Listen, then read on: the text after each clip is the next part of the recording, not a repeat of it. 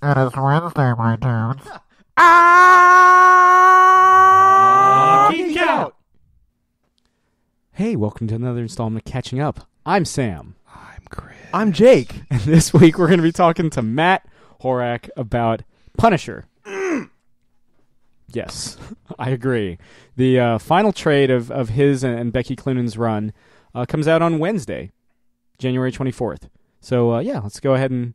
You'll also notice there's a moment where I'm so, lost in my own fucking head that I forget that I've had, pizza and stuff with this dude. So, apologies, Matt. I mean, I remember now, but, I was so in, interviewer mode at the start of this episode.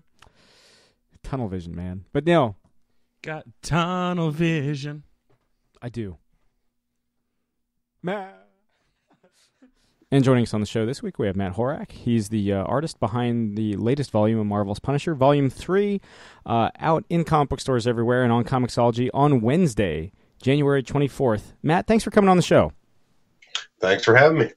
So, what I dig about your art, and especially when it comes in regards to the Punisher, is you have gotten the chance to draw both kind of the more modern street level Punisher, but you also did a kind of a spread that was all the Punisher's greatest hits, including the the white gloves, the skull with the ammo belt, and you even referenced some very classic covers. How is it to kind of hit all aspects of Frank Castle? Oh, that was fun. I actually asked Jake Thomas, the editor, if I could use his classic costume in the last arc when Face came back. But he wanted to keep it with the look we'd been using since we were getting the reboot right after that. But yeah, I would have loved to have done more of them. I'd love to draw some Frankencastle or Punisher 2099 even. Oh yeah. Is in this day and age with superheroes with the more realism thing, is it impossible to get Frank in the white boots and white gloves in the comic book setting nowadays? I guess, yeah. I had to use the flashbacks. Yeah, it was fun to homage those two covers too. Oh yeah, You get the Amazing Spider-Man 129, and then the Frank Miller Daredevil. Was it Daredevil 183? Yep. I wrote those down. I do not have those memorized. By the way, I do not. I'm not. I had to keep looking them up every time I wanted to reference. I'm not that good at all, but I was like, oh, but I remember it's the back of the Punisher Legacy number 218. Yeah, there's kind of that great origin kind of recap of Frank, and like you said, yeah, you got to really draw kind of every in 2-3 pages, kind of every aspect of Frank Castle. Yeah, that must have been a total blast. And like I said, anytime we're such huge nerds of the white gloves, white boots. Skull teeth. Yeah, the skull teeth on the ammo belt, big massive skull in the chest. It's just sad because it feels like we're getting farther and farther away from ever getting the look. It's like the weird purple suit Hawkeye. Yeah, that's true too. Yeah. Well, I've always wanted to draw a Marvel comic and got to with the Punisher. But essentially the only part of the Marvel universe I drew in that book was his shirt.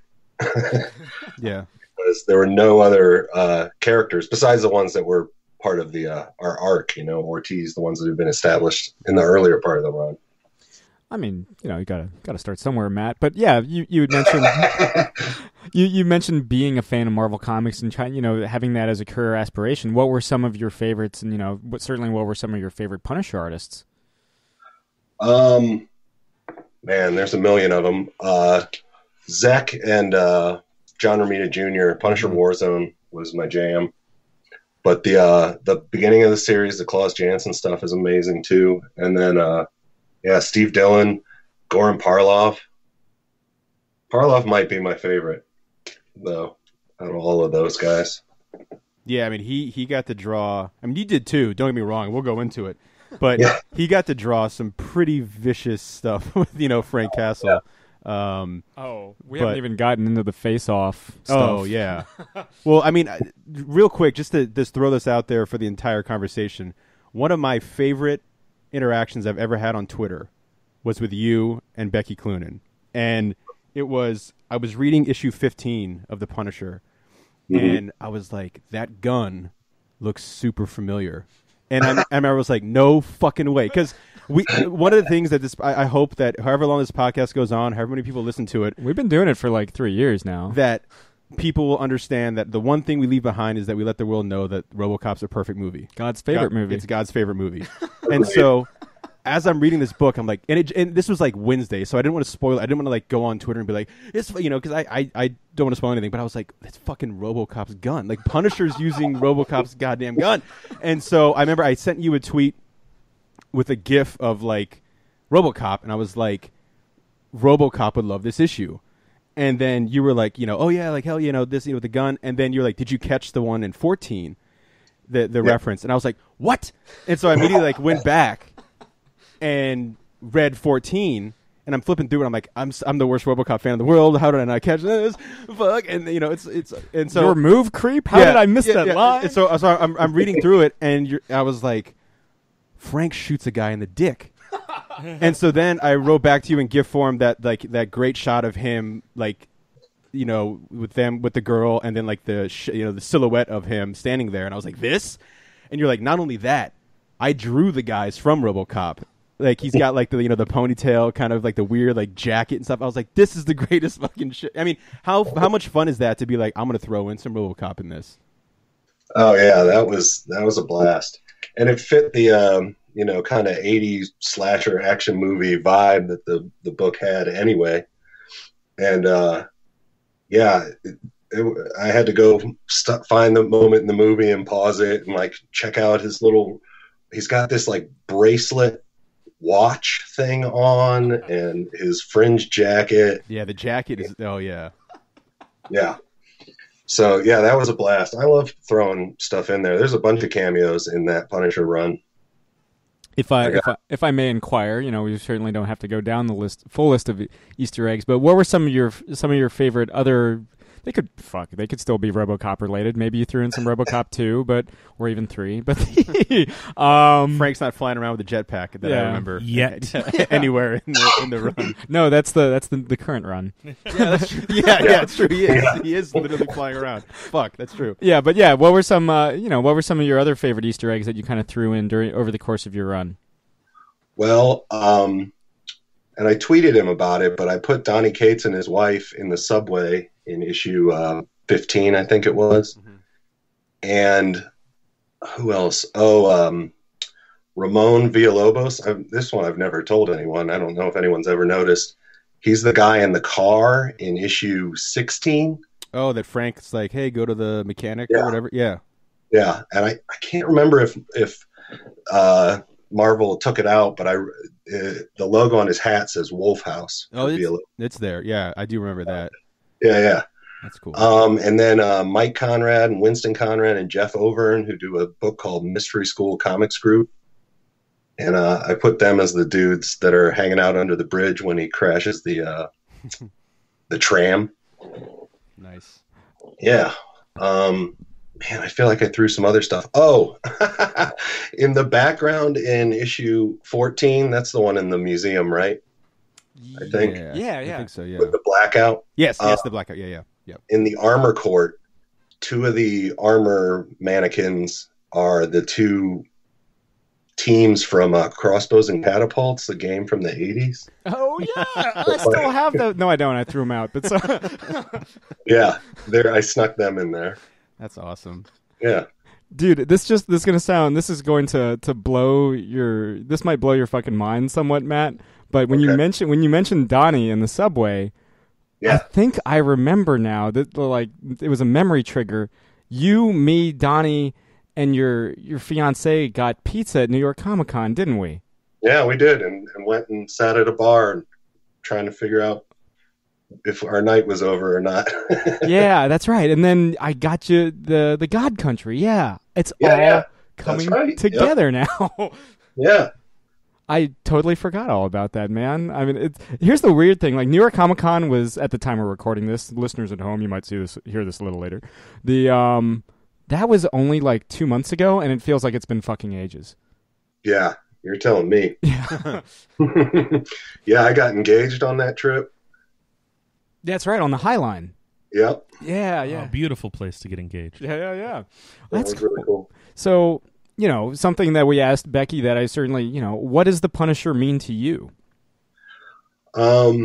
He's everyone's favorite fascist. Not Judge Dredd? Well, that's true. America's favorite fascist, maybe? Okay, Yeah, all right. Yeah, all right, yeah. Present day fascist. Yeah, excluding our president, of course. Yeah. Woo! Yeah, take that. Favorite's yeah. a very delicate term in that regard. Yeah, he's just the guy that gets it done, does what you want to do when you see somebody do something wrong, and he's gonna go to the complete extreme because he doesn't see any other reason not to. His world is an ugly place, so he's gonna try and pretty it up as much as he can. Yeah. In his own twisted way, I guess.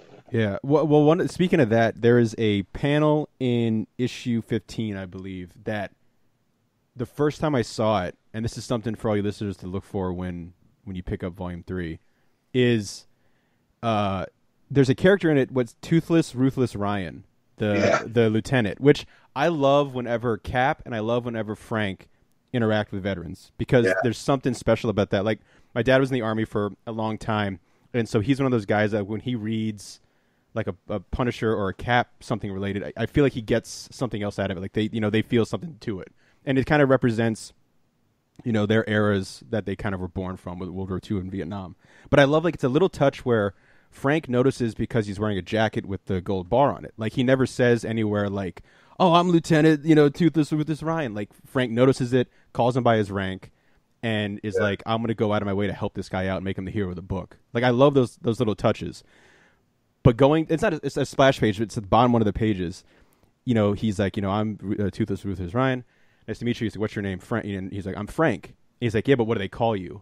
And it's the way you draw the Punisher in that moment of him saying, I'm the Punisher, is so scary. And like the smile on his face is like, I'm ready to fucking kill everybody. And like he's got like Robo's gun in his hand. And it's one of like, it's cool because like it's like you can do that with Frank Castle. Because, like, the look on his face is that of, like, a madman at that moment, Like, that's such a great little kind of, like, I don't know, touch to Frank Castle. I feel like that's something you can do that you can't do with, like, Captain America. Yeah. Or you can't do with some of the... Spider-Man isn't a slasher. Yeah, exactly. So, those little things is stuff that I really enjoyed, in your run with the Punisher, along, of course, with the nods to RoboCop, of course. But, like, stuff like that, like him dealing with a vet and him... allowing him to kind of have that kind of crazed look of like, now we're going to get, like you said, we're going to get things done. And that's going to involve, getting hit by a train, or something like that. And another thing too, that like, I think this run will be defined by in the best way possible is if a bad guy has a face, and they all do, and there's a villain named Face, you will fuck it up with everything possible in the world. It got increasingly inventive. And so I had to write it down because I was like, I want the listeners to just fucking, we're going to go through the rundown of this. Okay. Axe to the face. Bear claw trap to the face. Motorcycle tire crushing a head. Burning a man's face to the exhaust pipe of said motorcycle. Shotgun to the face. And that's all in the same issue. I mean, if that doesn't scream like one of the greatest Punisher things of all time, I don't know. Like, how much fun was it to be like, how are we going to fuck up a bad guy's face in this issue? Oh man, yeah, that stuff was a blast. They're just murder gags one after another. And like there's not a page that goes by, I think especially in that issue, that someone doesn't get killed. And it had been a long, like, he had killed a few people here and there, but he was out in the woods and all that stuff. Yeah. And finally he got unleashed on some dudes, and it was a lot of fun to do. Yeah. And the smile thing you were talking about, Becky kept writing in the script that he was smiling, and every time I went to draw it, I was like, man, this just doesn't feel right, because Frank just doesn't smile. Mm-hmm. But the more I thought about it, is he had been out in the wilderness and he's finally back home in New York. And I started drawing him a little thicker and his hair had grown out. And like he has that night out where he gets the hot dog. And I was just kind of thinking of it like, well, now he's just back in his element and he's just ecstatic. You know, he won on his big ordeal in the frozen north. Yeah, on his quote unquote vacation back home in New York. Sorry, what was that? I was just saying, like on his quote unquote vacation that he had away from from New York. Yeah, so he was just ecstatic to be back in New York. So why not be just completely in his element?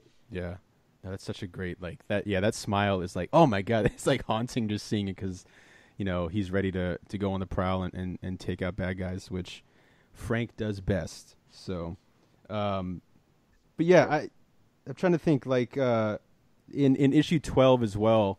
Speaking of facial damage, I think one of my favorites, and like it's drawn where it's like it seems like he takes his time, is where he basically slams Olaf's face down on the ice and just rips the skin off the side of his face. And like I said, like, you know, nowadays with comics and with Marvel and stuff, like sometimes you're like, you know, how far are they going to let you guys go with, you know, it not being necessarily a max title, or, you know, how much violence can you show? And I mean, you guys like go for it in this Marvel run. You know, was there ever any times where they were like, maybe, you know, tone it back a bit, or were they pretty much like, hey, you guys can kind of do what you want because it's Frank Castle? Well, the kind of standing thing was I can show all the blood I want, but open wounds were kind of out, and guts. But actually the face ripping off thing, I probably amped that up a little extra by having his ear come off too. So yeah, I think there were a few things where I really wanted to push it and had to pull it back a little bit, but mostly we could do what we wanted. Nice. Yeah. You know, as I'm going over the Punisher pages, I feel like there's kind of like a, you know, Arthur, kind of this weird mix, because they're not necessarily the same kind of style, but like this weird mix between like Arthur Adams and like Mike Mignola with your work. Is that kind of, were those influences for you growing up?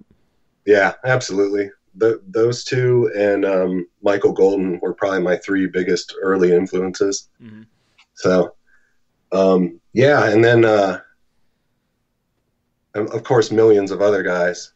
Sure. And coming on to the book, following Steve Dillon, I tried to lean into his look a little bit too, at the beginning especially. Mm-hmm. And then as it got along, I kind of could lean a little more towards the Ramita part of it too, once he was back home and healthy and eating right. Yeah, I do love like the Ramita like boxer nose, you know, like the kind of flat nose, because Frank wouldn't be like a good-looking guy, you know what I mean? Like, right. You know, because he's just thrown to the Bronx, wolves all the time. You know, Marines. Yeah, no. So you definitely kind of pay homage to like some of like we listed like these great Punisher artists. You know the little things like, you know, the hair in the eye and the flat nose. And your Punisher is a fucking beast. like you said, when he eats right, I mean his arms are he's ready to take some dudes out. Brick shit house. Brick shit house is what we like to call it. Yeah. Oh, thanks. Yeah. Yeah, I honestly would have made him 10 times uglier if I thought I could have gotten away with it, but I probably could have, honestly. Yeah, I wanted him to be grotesque and loving it. Yeah. You know, both you and Becky had mentioned, you know, in talking the character, you wanted the slasher movie vibe, and, you know, this is something I'm kind of contractually obligated to ask anybody that kind of references horror on the show, but is your favorite slasher Mike Myers, Freddy Krueger, or Jason Voorhees? Probably Jason, because he's got the coolest look, I think. Sure, yeah. Yeah. I was listening to one of your other episodes, and you guys were talking about not being able to watch violence when you were younger, and I was certainly one of those kids. I was not allowed to watch any of those movies, and I grew up in the 80s, so I was deprived of them, but it did not stop me from drawing them all the time. Even though I had never seen the movies, I would just, you know, get Fangoria magazine and stuff like that at my friend's house. Yeah, me and one of my friends, when we were like 10, I think, had our own Friday the 13th comic book, and I had never seen any. All I knew is that he had a hockey mask. I thought he had a chainsaw as his weapon of killing people. Probably because I had also heard that there's a such thing as the Texas Chainsaw Massacre, but no idea what I was doing. That would be my alternate answer. Is I kind of like Leatherface more than any of them, but. Oh yeah, I mean, I rewatched. Every time October rolls around, you're just obviously in the mood to watch horror movies. Yeah, I always leave out Leatherface out of that debate because there's really, come at me, bros. There's only one good Texas Chainsaw movie. Well, it's Next True, Generation. yeah. It's so much better than the entire films of those other guys. Yeah, except maybe the original Halloween. That is true because props to Jason, but most of those movies are garbage. But Texas Chainsaw Massacre, I rewatched that recently, the original one, and I still my tagline would be it's the only movie I've ever watched that I swear you can smell when you're watching it because it's just so there's so little gore, there's so little blood in it, but that movie's all about the atmosphere. And the older I get, the more horror movies I watch. To me, that's the thing I look for most in horror movies now is the atmosphere of it, and that is just the worst type of atmosphere you can think of as you're watching it. So yeah, Leatherface. We should throw Leatherface in there from now on. I was always thinking about it, including him and Pinhead. Pinhead. Yeah. Pinhead's got a cool look too. Definitely. I mean, yeah. Have you seen that article about the making of Texas Chainsaw Massacre? How it was 100 degrees and the set dressing was actual meat, so it was just rotten and oppressive and full of flies the whole time they were filming it. Yeah, and there's this, the movie's, infamous for not having that much blood. I mean, you think back, like I was saying, earlier, but I think there's that shot where they cut what's her name's finger, and the grandpa sucks on her finger, which is just awful. They bring him back to life. Yeah, because you think he's just a psycho corpse. Yeah, man. But then you realize that they couldn't get the squib to work, so they cut her finger for real. And so the blood you see in that movie is actual blood, which makes it that scene even creepier. Yeah. But I was reading up on it as I watched it, and I was like, Jesus, this movie, man, I'm super cheap and just I'm not the insane. biggest slasher movie guy, but especially Texas Chainsaw. After I watch that, I always need to take a shower afterwards. I just feel dirty. Yeah. Also, a great title, just the perfect words put together for a horror movie. And John Larroquette is the fucking voiceover guy. Yeah, right.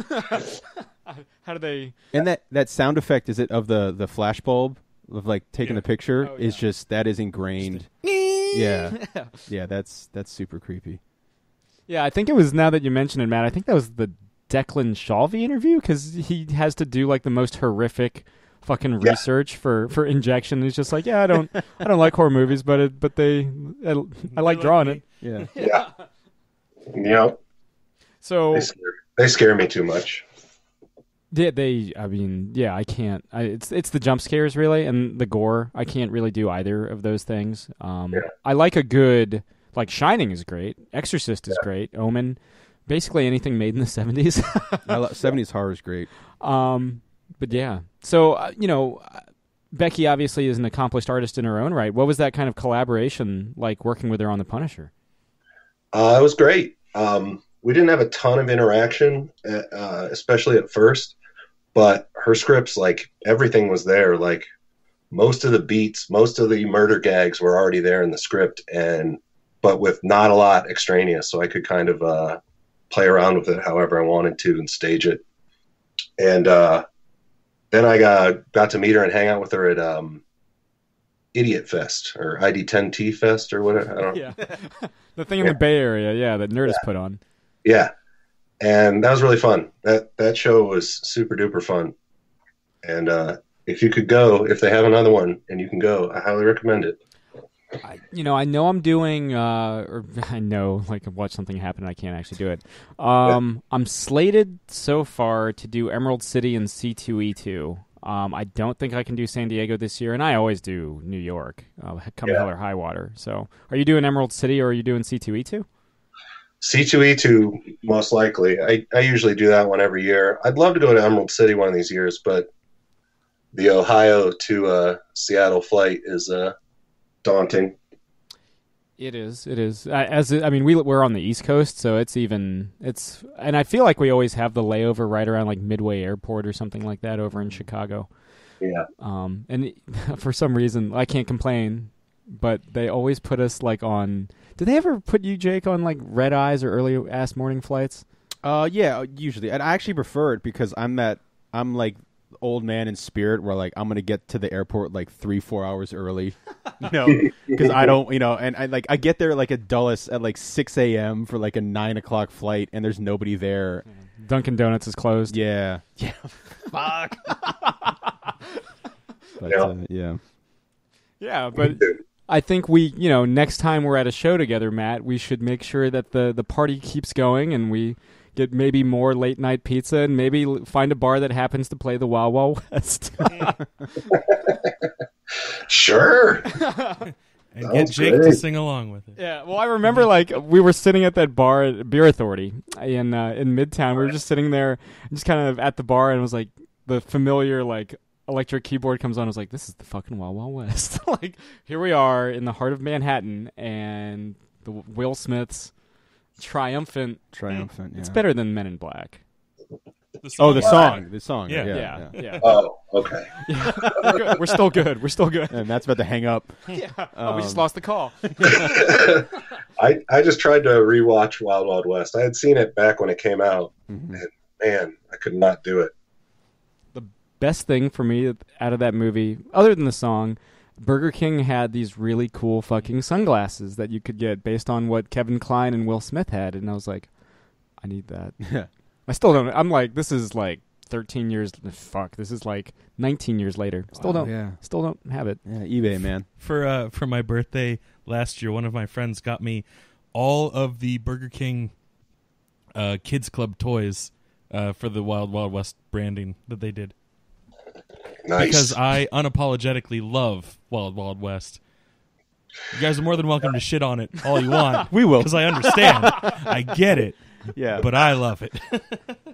I guess I got to be in the right mood or something. Maybe. Maybe, a whiskey or two. That always, helps. Then I'll just watch it mad. Well, that's because you're an angry drunk. Yeah. I'll just watch it mad and want to throw a bear claw at the TV or something. Bear trap. So, No, I want to see a donut just get thrown at your TV. Yeah. That would be. So, what do you have, next in the pipeline, Matt? I have a bunch of stuff, nothing really ready to talk about, but I work at Earthquaker Devices, a guitar pedal company, and I do the art for all our guitar pedals. Oh, cool. And I think a little more than a year ago now, I did a comic book using the names of our guitar pedals as places and characters in the comic called Octo Skull. And we did one issue, and there's a 4-issue storyline, so we're kind of putting together continuing that story. And you can read that on the Earthquaker Devices website, and there's a soundtrack that you can listen to that goes along with it. Oh, neat. Oh, that's awesome. Yeah. But yeah, there's nothing too exciting to talk about yet. But I don't know. We'll see. Well, speaking of soundtracks, do you listen to music as you draw? Yeah, definitely. Music and podcasts. A lot of music lately, actually. A lot of metal. Nice. Yeah. It's year-end list time, so I've been trying to look for stuff I might have missed. Nice. But I really like the Mastodon record this year. Yeah, that was great. Every Time I Die is a new one. And the new Quicksand album is really awesome, which I was totally surprised about. There's a band that I stumbled across on YouTube that released an album this year, and I didn't believe it till I saw that it said 2017, because it sounded like it came from like 1986, like thrash era. But they're called Terrifier. They're like a Canadian thrash metal band, and the album is called Weapons of Thrash Destruction, and it's got like the classic it's a drawn album cover of just people being ripped apart with nuclear warfare and stuff. But that's one of my favorite metal albums of the year that I kind of stumbled across by total chance. if you're looking for anything else, I really dug their stuff a lot. But yeah, that Mastodon album is really good. Yeah, really, really good. I've really dug their last few. I probably liked Once More Around the Sun a little bit more, but you know, they don't disappoint. And I kind of was looking at Best of the Year list and was reminded of that Arcadia record that came out too, the Mastodon drummers synth band. Oh yeah, I think Yeah. one of my friends was telling me about that. Yeah, I kind of came a little late to the Mastodon party. I got a guy at work who's like a huge fan. Yeah. And he was telling me stuff to check out. And I think from the moment I heard Crack the Sky and then the background about that album, I kind of was kind of hooked. It was really kind of heavy and emotional, powerful stuff. Yeah, I really dig them. And I certainly don't miss their... everybody's always like, oh, they're better. Their old stuff was better. Their heavier stuff. But I like the direction they're going now. Yeah, I think the first was, I don't know if it was the first single off the new album, if it was Show Yourself. But like, I really dug the kind of melody and hook and catchiness to that a lot. You know, you're always going to get kind of, like you were saying, the older fans are like, this isn't metal. Where's the growls and the guttural stuff? And that's on the album, of course. I mean, you're going to get that from the other guys. But yeah, I mean, I think we really got a nice kind of secret weapon with their drummer on vocals. I mean, that dude can sing. Oh man, yeah.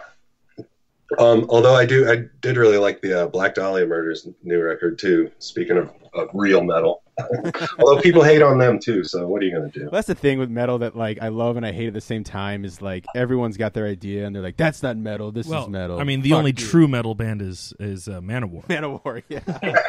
Fair enough. I remember bringing up like I was like so like once we got down the metal pipeline with Becky, I was like so stoked. I was like, but you love Ghost, right? And she's like, well, really, apart from the evil Pope motif, not really. And I was like, oh, okay. Moving on. Next question. Yeah. REO Speedwagon it is then. Yeah. Ghost can be kind of divisive, but you know, I think they're pretty cool. Well, they're like prog metal.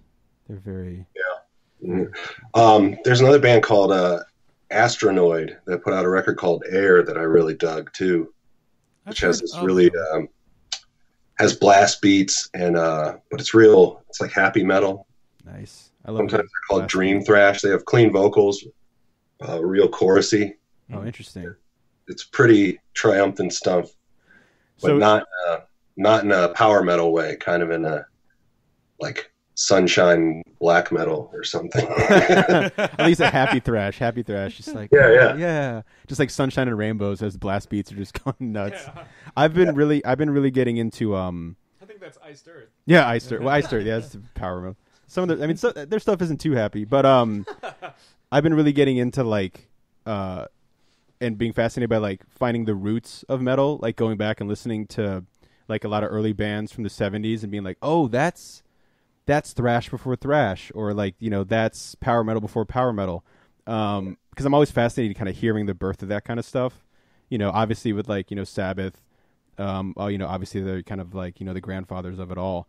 But like really getting into like Deep Purple and kind of being amazed at like, oh, these guys really push the envelope with thrash. So much heavier than Zeppelin. Yeah. Well, I mean, because their thing is they had Richie Blackmore, who's just Jimmy Page, like a crazier Jimmy Page, you know, like he's like, I'm going to use this whammy bar like a weapon. But yeah, I've been really getting into like the, like, you know, I just like finding kind of the roots of all that metal. And like, you know, speaking of happy metal and power metal stuff, like Rainbow with like Dio and Richie Blackmore, I was like, oh, this shit's fucking crazy. Like, I can't believe this stuff came out in 1976 because you know, I was just listening to Stargazer over and over and over again, feeling like I've failed any kind of metal cred just now listening to that kind of stuff. But hey, it's all what you like. Yeah. Who cares if it's true or whatever? Been listening to a lot of Traveling Wilburys. The most heavy of them all. Now, well, Matt, I suppose you've listened to the show before. Then you know something we ask everybody that comes on. What are you currently geeking out over? Well, I just saw Last Jedi last night, so I don't know if you guys all saw it. Oh, yes. Indeed. Yeah. You know, this will come out, you know, a couple weeks, you know, later certainly in advance of the trade, so I guess we can dip into spoiler warnings, and this is me telling listeners that haven't seen The Last Jedi spoiler warnings in case we get in any plot points. But what did you think of the film? I dug it. I was a little unsure how to feel about it after I saw it. I mean, I loved the prequels when I saw them when they came out. You know, like I know I'm incapable of judging it completely objectively. So, but the more I thought about it, and then like finally could like look at what people were talking and saying about it, the more I liked about it, and the more I thought about everything that happened. And yeah, I kind of really dug it. I want to see it again. But I've liked all the recent stuff. I actually really dug Rogue One. So yeah, I was down. I think we're kind of well, Jake, you don't necessarily. I think you're the harshest on it, or most critical on it. Yeah, there's definitely parts I really loved, and I did cry like a baby at one certain scene. I guess as we're talking about spoilers, the scene where Luke goes on to the Millennium Falcon and he drinks that green milk out of the out of the space tit. I remember being like, "What the hell is this?" First thing we see him do after he throws the lightsaber. It's that too, and he has like dribbling down his beard. I was like, "Oh, what a nice touch, you weirdos." Sorry. No, that's okay. Yes, I cried very hard during that scene. No, it's when and R2 wakes up, and you know Luke and R2 have always had this kind of special bond and whatnot, and they have this back and forth talk. And there's that moment where I'm like getting goosebumps thinking about it. But there's the moment where Luke's like, "Look, nothing can convince me to leave this island." And R2 plays Leia's message to Obi-Wan Kenobi. And I was like, "Oh shit!" And I remember like I saw it in 3D because it was one of the few like showings I was able to grab opening night with like a decent seat that wouldn't break my neck in the front row. Yeah. And I remember just like there's like tears just streaming down my face like I was watching E.T. And I was like, "Oh my god!" I thought that was such a brilliant little touch, over R2D2. Yeah, like we can understand that dude perfectly in that scene. I think it was full of a lot of that stuff, and like kind of a lot of it kind of went past me, or there were so many that it was hard to keep up with. So many little things that had ripple effects for all the different characters, because they really did, kind of turn a lot of stuff on its ear, especially with what everyone was expecting after Force Awakens. Yeah, there's definitely some stuff like Snoke getting cut in half. I thought was just it was brilliant, wonderful. Okay, so that I was avoiding spoilers as much as I could, but I saw there. I follow a lot of toy Instagrams, toy sellers, and there was a picture of a Snoke figure, and I saw just enough of the caption that said "half off sale." Haha! I couldn't help it. Oh no! God damn it! Those fuckers. I know that means he's going to get cut in half. So I totally saw it coming. Oh, man. Yeah. As soon as the lightsaber moves, you're like, okay, this is not going to go well for somebody. They have that nice touch where, like, the top half of his body falls off. And then later on when Hux goes in, his, like, tongue is, like, fat and sticking out of his mouth, like, on the ground. No, I really, like, I could definitely have my problems with it here and there. And, like I said, unfortunately, I wasn't, like, the biggest fan, but, like, I'm not ready to go on fucking Star Wars strike and burn my Star Wars jerseys, Sign fan petitions. Yeah, none of that crap. God. I'm totally okay. I'm not, I'm not losing my mind. It didn't ruin Star Wars for you? No. But a character I thought has been built upon and is like one of the best kind of characters around in any of the franchises or universes nowadays is I really like what they did with Kylo Ren. Man. Building up on him is really kind of great. And speaking of like you're saying, the little nice touches here and there, one of my favorite moments in the movie is when he sees the Millennium Falcon at the end, and it just fucking triggers that guy. Like he's like, fire everything on that piece of shit. Like he is so pissed seeing the Millennium Falcon because obviously it brings back all these kind of memories. Really dug Adam Driver's performance a lot in Episode 8. Yeah, way better than his performance in Logan. Sorry, go ahead. Yeah. Well, we were just kind of commenting on his performance in like Patterson. I didn't see that one. Well, I also recently watched The Wire from start to finish, which I had not watched before. Oh wow! Yeah, binged it. Did you which dig was- it? Yeah, I mean, it was. I think it did suffer a little from high expectations, but I mean, there's no denying how amazingly crafted and written and acted the whole thing was. But yeah, it's just amazing how they balance so many characters so well, and no, you didn't feel like almost anyone was shorted. Was that something that grabbed you from jump? Because for me, it isn't until like late season 2, maybe season 3, where I'm like, oh, we're fucking in it now. Yeah, a little bit. It took me a while, but I talked to a friend of mine here who had watched it, and he's like, well, just be aware that like each season is kind of different. So then I was kind of like, okay, well, let me just quit getting antsy and settle in for the big picture. You know what I mean? Yeah. No, And yeah. One thing about it was Presbalewski. Every time he showed up, I kept thinking of him playing. I think it's Buzz, the elevator guy in Hudsucker Proxy. Oh yeah. Like, hey, buddy. Like that's the same guy, and I just kept thinking of that, and it kept making me laugh. Just moved to Baltimore when everything was done. Yeah. Yeah. Yeah.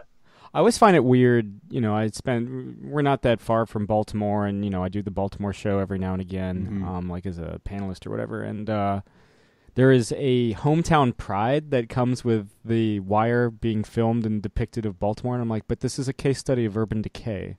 Yeah. So I guess that's like people from Detroit live in RoboCop. Yeah, but it's RoboCop. Yeah, right. God's favorite movie. Yeah, well, it is God's favorite movie. That's true. Perfect movie.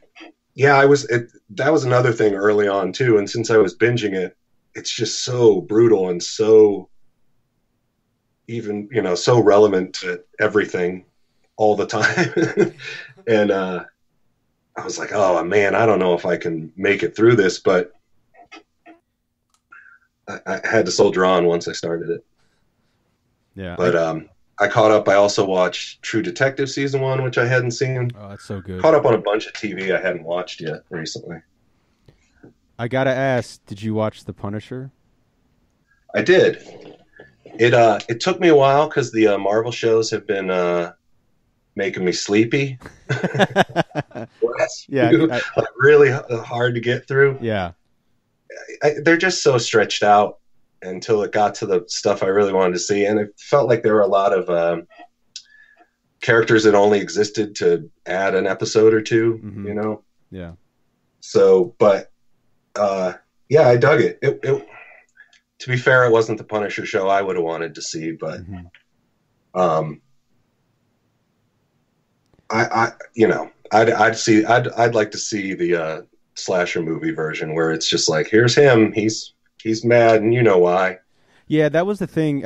We had talked about it when we all finished it, that it was kind of like, first of all, the 13 episodes doesn't need to be 13 episodes. No way. They never have to be, unless it's Daredevil. Yeah, I thought the first season Daredevil maybe, because that really kind of even season 2 because they divided it. Well, season into... 2 was good too, and that Frank Castle was interesting because he was kind of slashery in that one because the thing is with this one is like, Frank doesn't need that much explanation, and like the first couple episodes, well, I was actually kind of shocked that the opening, like cold open of it, was like, oh, I thought that's what this season was going to be, like him tracking these dudes down, and then he is burning his vest with the skull, and it's kind of like, I think it was like episode 6.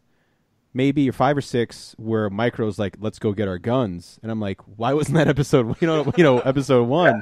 Like, I want to see Frank, go kind of, full on Frank."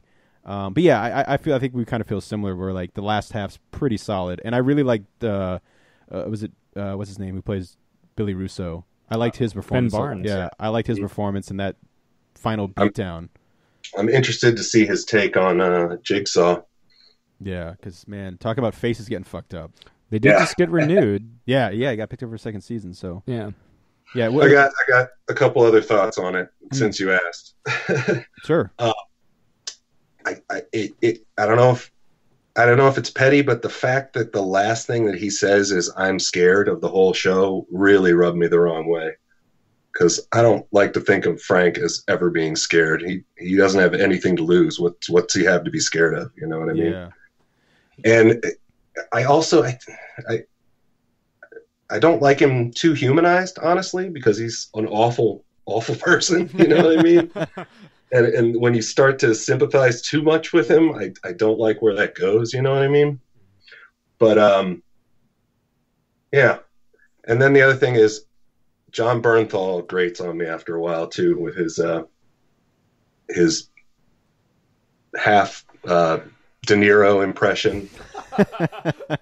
Yeah, I mean, he's got that he's got the face. Yes, he does. But and Sam and I were talking. Physique. Yeah, that physique. Something that he does, like speaking of kind of like that's not my Punisher thing, is like, it's like one of the last episodes where he's going full on and like taking all those guys out in Micro's compound, and he starts screaming, like, Billy Russo, sounding like Stallone While he's shooting. Yeah. while he's shooting and like screaming. And we were always like, Frank would be the most in control dude on the planet. He's at his most comfortable when he's pulling the trigger. Yeah, like, and the screaming thing, like, that's very Bernthal, and that's fine. Like, and honestly, it's probably him getting caught up in the fact that he's firing this M60 and he's dressed up as the Punisher and he's getting paid to do it. He's probably like, oh, fuck yeah. But, like, that was something that kind of all the protein shakes. Yeah, really. all the protein shakes. That was the thing that kind of rubbed me the wrong way with it, like how kind of it seemed like he was kind of losing it. Yeah. But my favorite Punisher is the Warzone movie too, so where it was treated way over the top. Where he punches through a man's face. Yeah. Yeah. And within the first 5 minutes, I think someone's been stabbed in the top of the head. Yeah. I think that's the first, and then he kicks off someone's head, right? I think that opening's pretty great. Yeah. Hangs from a chandelier, spinning, shooting machine guns. Shoots a parkour guy out of the sky with a rocket launcher. Yeah. That was great. That you could argue is the best part. Not the stuff with like Looney Bin Jim. Get that out of there. Give me more like the end of the movie when like they recruit basically, I guess, every faceless, nameless thug in New York City, and they just go into that dilapidated building, and he just kills everybody, all of them.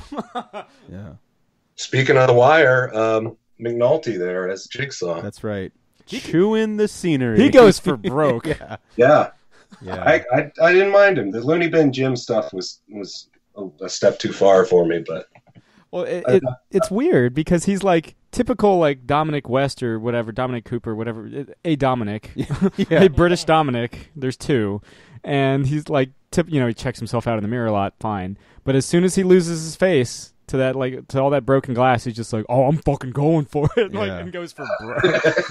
You might as well, yeah. Well, I always heard that like Lexi Alexander was like more, like go fucking nuts. I think it was on How Did This Get Made, where she was like, no, I'll take that. That interview with her is wonderful, where she talks about how like the whatever studio it was, is that Fox or Lionsgate? In that case. Lionsgate like kept coming to her about like, direct this, we love your style, and she's like, I don't know comic books, stay away from me. And then like finally they're like, here, have a giant box of comics to like just to research. And she's like, fine, that's the only way that I'll do this movie. I have so much respect for her just in that regard. And then how comic booky that movie ended up being, I think is a wonderful testament to the effort that she put into it. Yeah, definitely. I mean, it's no RoboCop, but can any movie truly be RoboCop? Not that I've seen. I truly do. It is one of my favorite movies of all time. I can't fault your logic on that one at all. And like I said, you put like I can't stress enough. You put RoboCop's gun in Frank Castle's hand. I mean, that's just the greatest thing in the world. That was in the script, was actually. It? Yeah. Next time we talk to Becky. Yeah. But I looked it up, and it's not a real gun. It's based on a real gun, or it's like there's like kits you can buy to convert it to look like that. So I debated for a minute on should I use the real gun that it's adapted from, and I was like, no, RoboCop gun. It says RoboCop gun, so I'm putting RoboCop gun. I love that. It goes so great in the script. It says RoboCop gun. Oh man. Was there, other than those two moments, was there any other RoboCop references? I don't think so. I mean, I wouldn't be surprised if I snuck one in without really remembering it, Just like because there's so many little things you can reference. Like, I'm definitely just want to at some point name a character Dick Jones, and just for an excuse for him to scream Dick Jones repeatedly at some point. Yeah. Maybe into a camera. bitches leave. Yeah. Bitches leave. Yeah. Oh man. Yeah. Beautiful. Well, Matt, before we, let you back loose in the wilds of the American Midwest and greater parts of Akron, is there, again, Octo Skull you can see with the Earthquaker devices, Volume 3 of Punisher, of your Punisher run out on Wednesday, January 24th. But yeah, Matt, is there, I guess I kind of already covered this question, but is there anything else before we let you loose?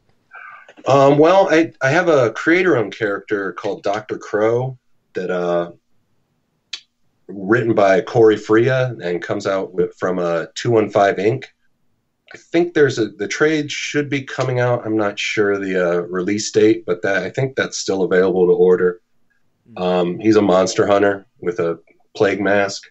Nice. I drew a short with Corey, and then he did a bunch of other shorts. And there was a 4-issue series, and he did a bunch of other shorts with a bunch of other artists. And then in issue 4, I wrote and drew a story. So that should be out there available in the world. You worked with Rob Liefeld, too, if I recall correctly. Oh, yeah, I did the Covenant from Image, which was the Rob Liefeld Sword and Sorcery Bible epic, which was my first real job, which if you had told me that was the first paid comic gig I would have got, I would have told you were lying. I mean, Rob Liefeld, I've watched Logan with that man. Like, how was... Oh, yeah. Yeah, it was kind of we were at Emerald City when that movie premiered. Oh, yeah. And we happened to just go to where there's a movie theater right across from the convention center, and, Jake and I and some of the Image people were just like, you want to see fucking Logan? And we walked in, and Rob Liefeld was in the row behind us, and I was like, well, this is kind of... Well, the crazy thing was they had the Deadpool thing before it. Yeah. And I was like, that's the guy. That's so crazy, yeah. Yeah, so, what was it like working another artist that also, writes? Yeah. What was it like working with Rob? It was great, man. He let me do whatever I wanted on that, too, which I wish I had realized sooner, because I would have went more bananas with it. But it's really cool for that to be the first thing I would get to do, because I totally loved his stuff, and of course, like most people, foolishly turned away from it for a while, and then until I realized how awesome it actually is. And I mean, my first published in a real comic piece of art was a Savage Dragon drawing in the letters pages of one of the early issues of the regular series. So then, like 20 years later, to be drawing something written by Rob Liefeld was pretty crazy. That's cool. Well, before we let you go, we got to say it to Becky for her writing duties with the Punisher, and Declan for his his beautiful covers. You really left your mark, your bloody, awful, disgusting skull-shaped mark, on the Punisher, which has got to feel pretty good. So congrats on the run, Matt. Thank you so much. Yeah, it's really an honor. It's pretty mind blowing to think of the company that have done work on that guy. Okay. So that was a good talk with Matt. Awesome. That was awesome. Yeah. I know that that's one of your favorite Punisher runs of like all time. I loved their Punisher run. It was so much freaking fun. And like I said, I've said it a million times, but the fact we've got to talk separately, but to Declan, to Becky, and then now to Matt, and we get to tell them, I get to tell them like how great that run is. It's freaking cool, man. Mm-hmm. That's one of the perks of being a wallflower. And the perks of this podcast. Hate you so much. much. I love that movie, though. It's a great movie. So, that was great. And, getting to talk RoboCop, God's favorite movie, the perfect movie. There's RoboCop, the perfect movie, with Matt. And it's a really long title, but that's the proper title. Yeah, that's the Criterion Collection title. The Easter eggs of that film was a lot of fun. And the Easter eggs in that comic. Yeah. Yeah. Oh, yeah. Sorry, I was thinking too much about God's favorite film, RoboCop, the perfect movie. There's RoboCop. which is also a perfect movie. So I got a little sidetracked on that one. My bad. You guys getting anything now that we're in, firmly in 2018? Oh yeah, baby, I did. I got in Two movies. But before we get into that, Sam, what did you get into? Oh, getting it in early. Shit. Got him. Sam was sitting back. He was like, yeah, he's like, nap time, baby. He's figured out that Jake's going to ask him, but he's like, I got time. Yeah, I know the routine. I don't know the routine Jake's anymore. going to get so distracted by his own, like, I went and saw movies. I'm going to spend half an hour talking about what I hated. Sam's going to slip away. Yeah. Chris is going to talk about his cool shit. Yeah. Sam's going to sign off like a cool motherfucker. Nah. I'm going to be a cool motherfucker anymore? No, you get to be a cool motherfucker, but you got to tell us what you did. You gotta be a cool motherfucker right now. No more Irish goodbyes, no more French exits? You don't know it either. They're the same thing. I know Irish twins. Okay. I know. It's not that. No, it's not. An Irish goodbye or French exit is when you leave without saying goodbye. That sucks. Why would you do such a thing? I'm not great at goodbyes. I guess. But this isn't a goodbye. This is telling us what you did. You're actually very good at goodbyes. You end every episode. Yes. And now he's just stalling Jake. And Yeah. you're falling right for it. Fuck. Ugh, your mind powers are too much for me. What did you get into, Sam? Let's see. What did I do? Shit. Saw The Last Jedi for the second time. That was pretty good. Your dad's review was fucking priceless. Like, the little phone. Oh, yeah. Yeah, that was so freaking hilarious. Yeah. I like it better than the last one. Yeah. Which last one? I'm sad. Yeah, Yeah. that was his review. Yeah, his review of La La Land. I'm sad. I'm sad. Yeah, because as he sees Gosling and Oh, yeah. Thank you for not spoiling the movie that I haven't seen yet. yeah, no problem. I appreciate that. You just know it involves Gosling. Yeah. What? Gosling's in it? What's the other? I had a very big boozy brunch on New Year's Day. Oh. And Was it a bougie brunch, though? No, because it was only $15 for bottomless mimosas. Oh, nice. I know, pretty sweet. Yeah, all you can drink for like 2 hours, and I drink a lot. And I'm Abbott. Yeah. Also went to Spirits of 76 on New Year's Eve. That's probably my favorite bar in North Arlington. So I got to do that. That was very nice. Sweet. Swat. What'd you guys do on New Year's? Both of us were working at different places. Yes. I was at a bar, and it was a pretty chill night. Very, very calm crowd. I didn't have to beat up anyone, which was nice. I rang in the New Year standing outside checking IDs, even though no one was coming in at the time. So I just heard the DJ go 3, 2, 1, and I was like, I guess it's the New Year's now. Exactly. I don't think there was any air horns, but in my heart there were. Thanks, man. I don't know why I was like, thanks, man. Remember, I worked one New Year's with you at the bar, and I was in charge, quote, quote, dealing with the smoking section outside. Yeah. That just grew, the stanchions just grew because so many people were going out to smoke. Because as you drink, people become social smokers. Yep. That was a busy, interesting shift. Mm-hmm. Similar to this year too. I did witness 2 women post breakup at the night, which what a great day. I guess not the worst day because it's not Valentine's Day, but what a great day to break up with your significant other. But yeah, one just happened to be a woman crying in the corner, which I was like, okay, not gonna infringe on that because I am terrible at consoling people. And then another one was real shitty of the guy. If I knew who it was, I'd be very coarse with him. Coarse? Course, cross. Yeah, sure. Course. Crisscross. Gonna make you jump. Meow. But apparently he walked off. I didn't get the full scope, but he dipped out early with her cell phone and her credit card or her purse.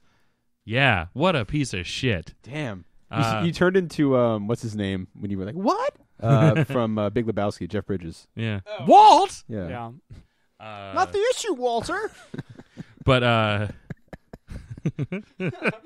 the dude was his name-o. Yes. Lebowski. Yeah. If you're into that levity shit. But fortunately for her, he left his jacket and his credit card because that was what he was using for the tab. So we all recommended that she take advantage of that. No updates on whether she did or not, but hopefully she did, because that guy's a piece of crap. Other than that, New Year's was fine. Afterwards, I got home and watched.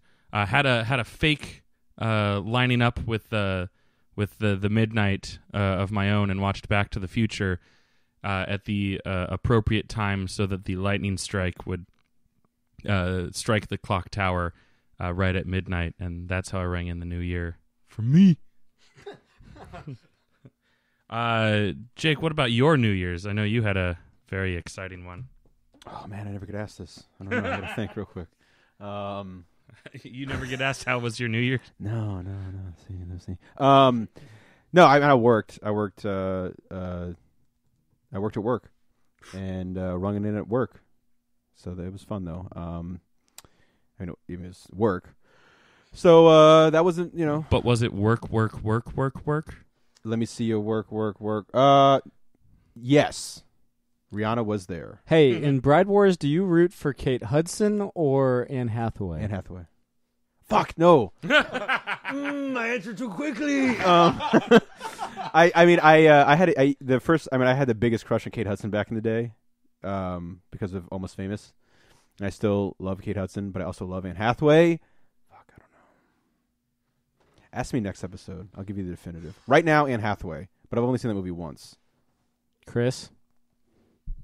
Can you repeat the question? In Bride Wars, do you root for Kate Hudson or Anne Hathaway? I cannot respond because I've never seen Bride Wars. Jake, have you ever seen Bride Wars? Once, yeah. Oh, wow. Yeah. I don't remember anything that happens in it, though. Damn. My sister, I think, watched it or had it once. I just remember they fought, and then, of course, they make up. But I guess given the two actresses, with no context of their characters in the movie, I guess I would say Anne Hathaway. I like both a lot. They should do more movies together. They should team up again. Thelma and Louise Part 2. Or the remake. Or the remake. So you saw two films. I saw two films. Yes. One of them, about a third of Blade Runner 2049. I'm working on it. I enjoy it for the most part, but I'm working on it. But I saw The Shape of Water, which was oh fuck, you are a god. Oh yeah. A bit of a spoiler there, but you don't know context. that's true. I do not. That's true. You don't. So I'm going to tell you. Spoilers in 3, 2. No, I'm just thinking. It's a great line. It's a freaking beautiful movie. But if you know, Guillermo. I'm not going to help you. I knew Guillermo. There's more R's than L's in his name. Guillermo del Toro. Because there's only one L, right? Del? No. Guillermo. Guillermo. Yeah, it's two L's. There is an L. Okay, yeah. Guillermo. I'm doing it off of brain. Not okay. Anyway, his movies. If you know anything about them, they're beautifully shot. They're kind of like dark fairy tale, fantasy kind of stories. It's set in the 50s, but also there is, they don't shy away from violence, and and there's plenty of violence in this. And I'm not trying to like put you off on it, but just for people who don't know his movies as well, there's some pretty violent stuff that happens, especially towards the end, but all done, very well. All the performances. I don't know if I've seen a movie. Well, that's not true, because the second movie I'm going to talk about, it follows this. Every single person in The Shape of Water who is on screen, who speaks dialogue, fucking crushes it. Astoundingly good. Absolutely wonderful. Mike is maybe my favorite Michael Shannon performance ever. He is just so fucking good as the bad guy in it. And it really, his mental stability as it deteriorates, he's just so freaking good. But like I said, everyone kills it. Our favorite actor of all time, Doug Jones, of course, is a beast in it. God's favorite actor? God's favorite actor.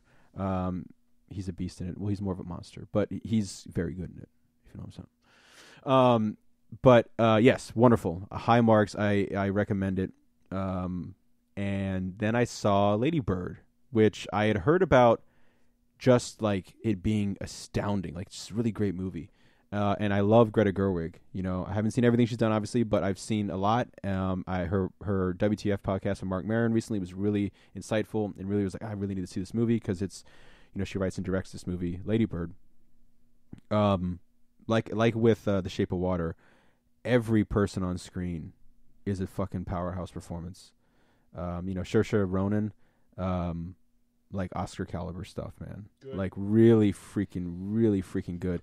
And it's, you know, we all love like coming of age stories. I think we've talked about those movies maybe more than anything else, just in the run of this podcast. And it's for good reason. And movies like this, I mean, it's like, you know, I got like Perks of a Wallflower, Edge of 17. It's set in 2003 or 2002 to 2003, which isn't a big deal. And Greta Gerwig, you know, talks on the podcast. That's not like, they're not trying to hit you over the head with like, it's 2003. Look at this, look at that. But I had to keep reminding myself, I was like, oh, that's right. It's, you know, it's 2003. You know, at times it felt like it was like the 80s or 90s. Yeah. Well, that's because she's writing from her own experience. Mm-hmm. Yeah. Oh yeah. I mean, definitely. Yeah, it's just such a knockout. And honestly, I knew very little. I didn't see any trailers. I just saw the poster and I heard about what Greta Gerwig said. You know, just very basic stuff about it, and I was just totally blown away. You know, I loved it. Definitely. You know, I don't know, maybe second only to Dunkirk still for 2017. I mean, it's fucking astounding. Shape of Water would be up there too. You know, top 5 definitely. So 2 really good movies. You know, 2 you know, to kind of end the year. Even though I saw Lady Bird in 2018, but still really want to see. We were talking about I, Tonya. I still, you know, I think we all still we really want to. We still really want to see that. Yep. I'm looking forward to that. There's some stuff, man. The Black Panther finally coming out, you know, next month. So yeah, man. Next to Monat. And like I said, hopefully I will have it's German guys. Blade Runner, Gesundheit. Yeah. That's German too. Yeah. Hopefully I'll have Blade Runner done eventually. 2049. As long as you finish it by 2049, I think We'll you'll be see, good. man. We'll see. Who fucking knows? Who fucking knows? So just real. We'll touch on this next week, and hopefully you'll have seen all of it by then. But yes. But third of the way through. Yeah. Other than it's very pretty. Yeah. Other than it's very, because everyone, even the people that it is gorgeous. I said other than it's very pretty. It is so fucking gorgeous. Jake. Yeah. Sorry. Ask your question. What do you think of the film so far? Besides It's being gorgeous. fucking gorgeous, look, I love Gosling. I love the director. Love him. The director did. That's hilarious. The director did, Love Qui-Gon. Oh God, let me tell you. Love I Qui-Gon. remember 1999. Where was I? Oh my God! And going to see episode 1 in the theater and coming out thinking Qui-Gon Jinn is probably my favorite Jedi. And he's dead. Yeah, that really bummed me out. But let me tell you, the stuff he was in, masterful. Qui-Gon Jinn. Love him. Love Qui-Gon. Love Qui-Gon Jinn. Now, that being said, Blade Runner 2049. Blade Runner 2049. The director also did Denis Villeneuve also did Arrival and Sicario. Sicario. Yep. Yes, thank you. Getting Sicario a sequel. is what yeah. One of the greatest movies ever made. Sicario. We saw that. Didn't we see that in The Martian in the same day? Yeah. That was cool. Better than RoboCop? Are you fucking dumb? Are you a dumb man? Are you a fucking stupid man? Do I have to remind you about God's favorite movie, RoboCop? Just because it's God's favorite movie, RoboCop. does that mean that it's the best movie? The perfect movie that is RoboCop. It's a perfect movie. Right. Was it the first? What do we strive for in life? We strive for perfection. We'll never get there, but we strive for it. But RoboCop did. RoboCop got there. That's the thing about perfection, man. It's unattainable. It's unattainable. Except But you it's know what? around you at the same time. No, but here's the thing. It's not unattainable because you can hold RoboCop in your hands. On Blu-ray, on on Laserdisc? DVD, on Laserdisc, on Beta. Yeah. Yeah. VHS. I said VHS. Or in physical form. Like I have multiple toys. I have RoboCop toys. I have a RoboCop toy. I have a RoboCop helmet. I have 3 RoboCop hoodies. It's the remake RoboCop helmet. It is. Oh, You didn't have to. Is that God's perfect remake? No. The movie's fine. But yes, it is the fucking remake. Jesus Christ. I think 2049 sucks. I think it's a shit movie. Just Only 'cause you frauds like only called- frauds like 2049. called him out on having the Yeah, remake helmet. you Now piece of he's shit. flipped his I opinion am on so 2049. fucking mad at you. No, 2049. You know what, Jake? You played yourself. Congratulations, Jake. Congratulations. I played myself. That's fair. That's fair. That's the advice that I got from DJ Khaled. Oh man, I did play myself. You know who didn't though? Whom? Qui-Gon Jinn. Mm. God's favorite Jedi. Nobody Is can there- kill a Jedi. Is there God in Star Wars? It's the Force. It's kind of like this Zen unknowable thing. It's It's a force that connects every I living know what the binds us, Force is, touches but- us. Yeah, But the Force is God. in an unknowable sense, and not in a. It's not an No, anthropomorphic. I want a beard, a white beard, and a robe.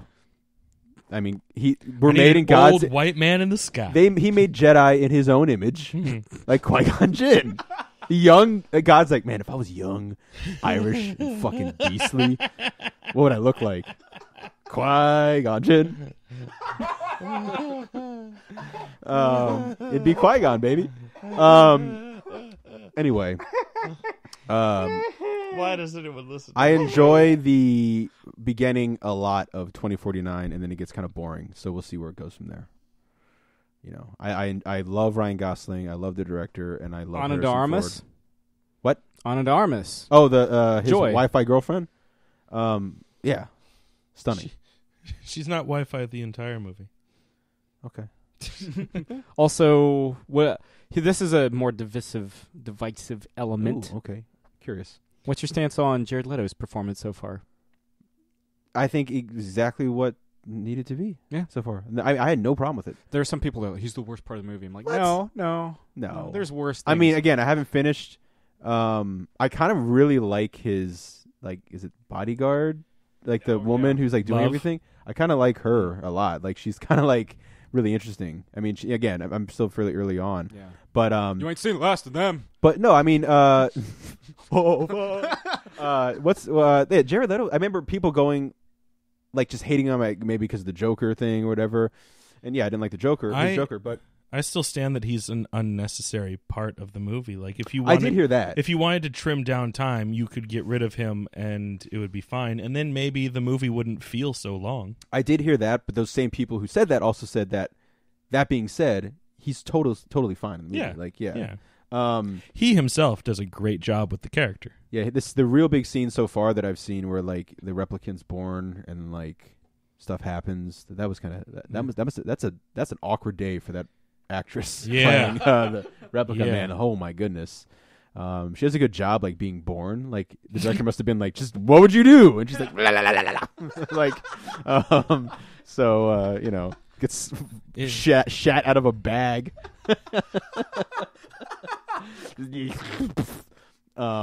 And then Jared Leto's just Mom, like, I got this great role in the new Blade Runner movie. oh yeah, sweet. Yeah. I get Both- shat out of a the Ziploc. Both the Blorch. sound that she makes when she Blorch, enters yeah. frame and the sound her mom makes watching it. Yeah. Yep. We were talking about the And that's what I think about Blade Runner. and that's all I gotta say about that. We were talking about the Blade Runner gun. Mm. You know, that's a great gun. Like that. Yeah, if we're talking like RoboCop guns and Blade Runner guns. and Qui-Gon Jinn never uses a gun. Why? Yeah. Why would he touch such a It's fucking heinous? It's a primitive weapon. Yeah. So uncivilized. Han Solo's gun. That's a classic. That's a winner. So in terms of sci-fi, what Yeah. else? What else? What other sci-fi guns? Do phasers count? You know, let's just open it up to any kind of guns because I think because like the Any 44 kind of the projectile. 44 Magnum, Dirty Yep. Harry, Dirty Harry. classic. Switches to the auto mag, doesn't he? In 4, Sudden impact. yes. Yeah. Yeah. Last time I watched it with you, we were like, hey, this has got the make my day yeah, line. like great, and Awesome. then like it's like it's the beginning of the fucking movie, and you're like, cool, what's left? Nothing. No, I mean it's he goes on vacation. Yeah, he goes on vacation, and another of his partners dies or whatever. Right? Yeah. It's okay, it's fine, but it's like How is the Enforcer better than Sudden Impact? because it's before it, and it's law of diminishing returns. Yeah. Well, I mean, Okay, here's a question: Yeah. Sudden Impact or the Deadpool? Sun Impact. You Oh didn't yeah, like Ryan Reynolds? Yeah. yeah. Womp, womp, womp, womp. No, Jim Carrey's in that. Credited as James Carrey. You know who else is in that? Oh. Guns N' Roses. Well, yes, but you know who else is in that? Who? Liam Neeson. Oh, you mean God's favorite Jedi? Qui-Gon Qui-Gon Jinn. I have not seen it. I think I saw the Deadpool once, and that's what drove Frank Miller to create Sin City.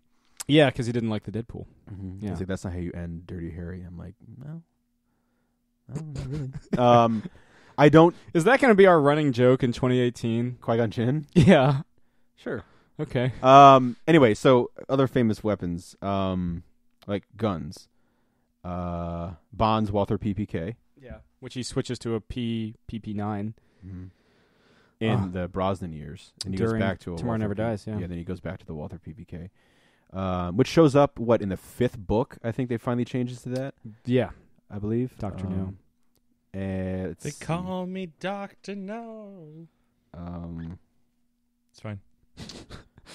we said, But no, but going back to Blade Runner, the sound the sound artist or Great. yeah, Fantastic. Foley artist, Fantastic. fantastic. There's that shot where he crashes in the car, and like they pull him out, and he like comes to, and he breaks that dude's back. Yeah. And the guy, the immediate thing I thought of was that guy did not think that's how his day was going to go. Yeah. Like, be cracked over a Blade Runner's knee, and he goes, thum, thum, thum, thum, like with the gun. I was Yeah. like, that's fucking awesome, man. I want more of that. Like, I wish there was more of that opening. That opening was solid as fuck, man. Like, that might have been like the best just straight up opening in any movie of 2017. I mean, I'm trying to think like, oh no, Kingsman, baby. Let's go crazy with Prince. I like short circuited. I was like, nah. We just watched you reboot. Yeah, yeah. I'm Ryan Gosling's girlfriend in Blade Runner. Okay. Dun, dun, Okay. dun, dun. Okay. Well, that shit drove me up a wall when she's like, gay, like trying to open the door, and she's like, yeah, shorting out, yeah. I was like, Yeah. oh my goodness, flickering like a candle. yeah. I mean, it's visually like astounding, but I was like, because it's a visually astounding movie. The But- rain- But how did it look? The Visually rain stunning. sequence. Yeah, right? Oh yeah, Oh. like tears in the rain. Because Blade Runner. yeah. Rutger Hauer. I'm just gonna spoil this. Rutger Hauer is not in. Damn. Well, I mean, actually, I'm glad that would have been. You've already seen the Edward James Olmos. Yeah, that was nice. Yeah. He says a line of his made-up language. Yeah.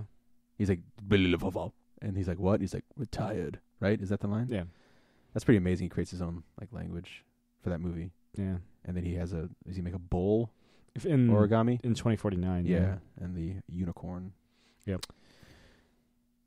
So That's your thoughts on Blade Runner. my thoughts of being a third of the way through Blade Runner was not bad. Visually Sumptuous. Visually not bad. visually stunning. Mm. I hope it picks up a little bit, and I'm assuming it does. And I'm waiting for that Harrison Ford Mm. because, like we said, the first time I think most of us saw Blade Runner, we were like, "What the fuck is this?" Yeah, I didn't like it the first time. And then I've seen it a couple times here and there. And then when I saw that final cut in theaters with Best Good Friend Kev, I was like, "God, this is fucking amazing! It's just the best. Mm. It's so freaking good." This again, and I don't know. Again, just being the guy a third of the way through is like the worst way to review a movie. This Blade Runner, like this. I mean, we're the worst way to do a podcast. Oh yeah, that's true. I don't know what you're talking about. We sound great. Yeah, we do sound great. We sound like Blade Runner looks amazing. But we are 3 idiots. Oh yeah, baby. I was gonna say one mic, but we actually each have our own mic. Now. Yeah. Blade Runner 2049 looks cleaner, like a lot cleaner than Blade Runner. I also think it's I mean, you're only a third. I think it's a more accessible film. Oh, way more accessible. Well, people are always gonna like if a movie's old, they're gonna be like, ugh, this is like, oh, this came out 2017 with Ryan the fucking Mickey Mouse Club's Ryan Gosling. The Remember the Titans Ryan. Okay, let's Murder see by that. Numbers. Yeah, Ryan Gosling. Yeah, Murder by Numbers. Crazy Stupid Loves Ryan Gosling. He's charming in that movie. Yeah, He's very charming. and he's probably at his most ripped. He is. Yeah, he is very cut in that film. Yeah, Blue Valentines. Oh, God, that Lars movie. and the Real Girls. Those two movies right there. That's a knockout. Those are knockouts right there, man. Drive. I love Drive. Only God Forgives. I like. He is fascinating in Only God Forgives. That's a fascinating performance, and that's a visually stunning movie too. A lot of neon. Lots of neon. So I will. Chris, what'd you get into? Yeah. I did get to see Star Wars a second time. Took young Master Joshua. Oh, how'd he do? He really enjoyed it. And like, They grow up so fast. but yeah, he what did he say? He said that this was the first Star Wars movie to make him laugh, I think, and he really enjoyed that aspect. So that's cool. Make him laugh. Yeah. Funny Which, to be fair, it was the first comedy Star Wars movie. So, but yeah, no, he enjoyed it. We went to the Alamo, and he got to partake in some of the special Alamo menu that they had going on for the Star Wars. Do they have porg? No, unfortunately, that would have been great. Porg boy sandwich. No, I forget what he got. That was so long ago. I remember getting during Civil War the Black Panther. Wasn't that a I drink? did too. I Yep. did too, man. We were like, we're adults, man. Yeah. Drinking in the theater. And what's that one pizza that's really good but super crumbly? The meat lovers, or Yeah. it's Yeah. like, their equivalent. Yeah, I got it during Doctor Strange. it is and terrifying. I found pieces of meat in my hoodie like all through the rest of the night. Should we do that for Black Panther next month? Yeah, Sure. we should. Let's do it. I haven't- It's been too long, Yeah. and they hopefully bring back the Black Panther drink. right. You would think. Yeah. Well, thanks again to Matt for coming on the show. Yes. Always a great time. It's always a good time. Oh. I really like Carly Rae Jepsen, guys. She's Good. She's Good. great. Good. She's Good. great. Fantastic. Good. That's good. Fantastic. Fantastic. It's good. Love Qui-Gon. Qui-Gon, love, Oh my God, love, guys! I love Qui-Gon Jinn. love Qui-Gon Jinn. I'm Sam. I'm Chris. I'm Jake. Fried chicken. Thank you very much. Good night, Arabana.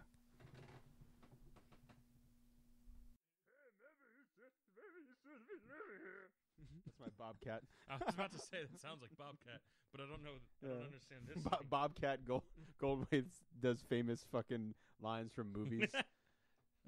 Frankly, my dear, I don't give a damn. Obi-Wan never told you what happened to your father. He told me enough. He told me you killed him. No, the Bobcat one-man. No, I am your father. that's not true. That's impossible. Search your feelings. You know it's to be. Oh man, it's starting to fucking kill my throat. We can rule the universe as father and son. No. This has been another Geek Out production. If you enjoyed what you heard, hey, we've got a special episode every Friday. Of course, there's the usual catching up show every Wednesday. And you get book club episodes just about every Tuesday these days. Thanks for listening.